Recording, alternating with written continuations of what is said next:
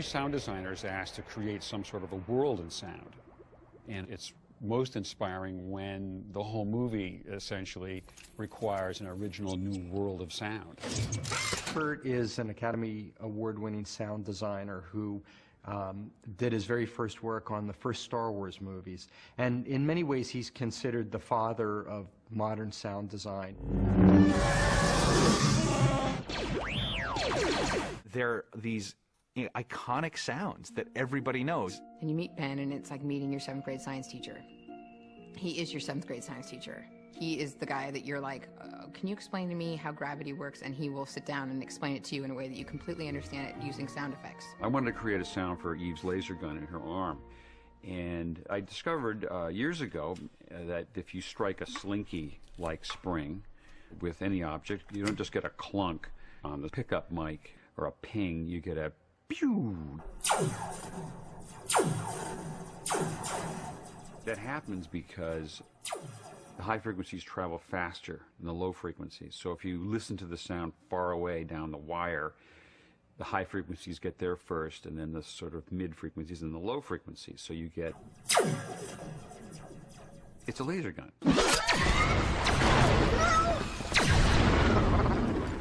Most of my experience in creating sound has been in an era when you could go outside with a small portable tape recorder and gather sounds in the real world.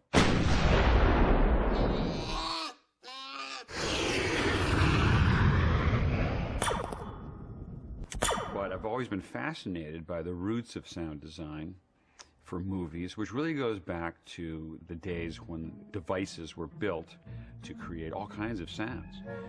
Disney had an artist with them for many, many years named Jimmy McDonald. And over the years, he and his team built hundreds of props which were used to create sounds in the Disney cartoons.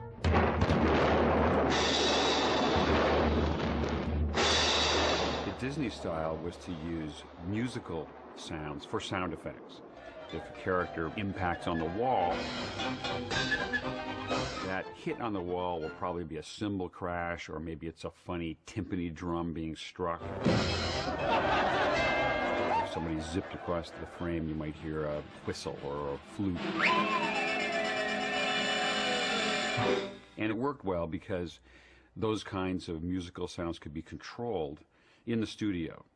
Recording equipment in the earliest days was very bulky. You couldn't take it outside and go on location to record a train. And so the artists at Disney would simulate the sound right there in the studio.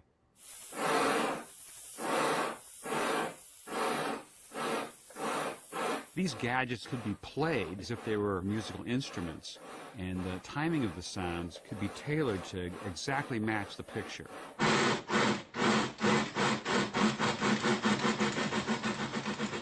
This is a rain machine. I have it just loaded in there with little finishing nails, nailed all on strips, and then a couple hands full of Mexican peas. And by rotating it slowly, you'll get the rain sound.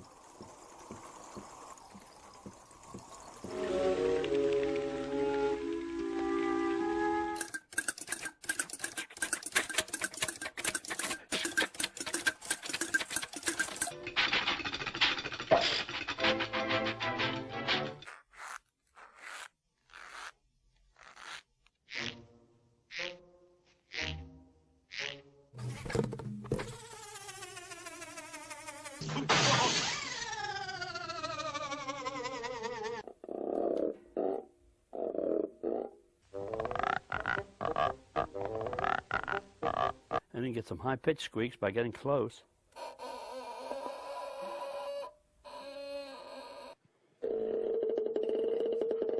Great. Fortunately, this collection has been preserved by Joe Harrington, a sound mixer and sound designer at Walt Disney Imagineering. So I had the opportunity to get a fantastic tour. This is a classic piece of gear. Twist this clockwise, kind of fast. Okay. That was an old machine gun. Drawbridge chains. Hold that in your hand and pull that back. Okay. Oh yeah, screen door. Yeah. Right.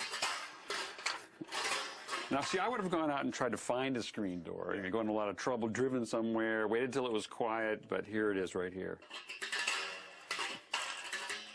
Fabulous. It's only been in recent years that I've kind of rediscovered the value of trying to stage or construct a device that you can control. In the earliest days of live-action film and animation, if they needed wind, they would use a wind machine. And you can go fast, and you can go slow, or you can speed up and create a gust of wind.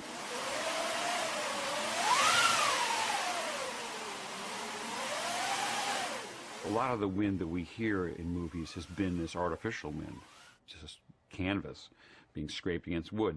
But actually I discovered by accident another way to get wind. And that particular sound was used in the big toxic waste storm.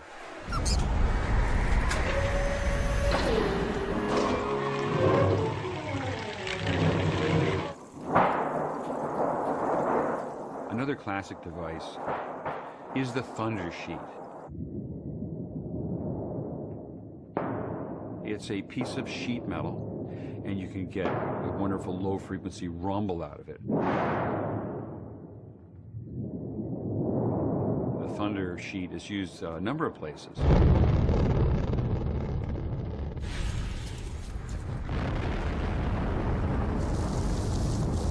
There always had to be someone selecting or creating the sounds that would be put into the soundtrack. And there's a real legacy there. The recordings live on. You know, we have over 5,000 sounds in the Star Wars library, and I've been recording things since about 1975. And I've kind of kept a mental record of the things we've recorded, kind of a living database, I guess. Quite often I go back to the original tapes to find new material that we've never sampled before.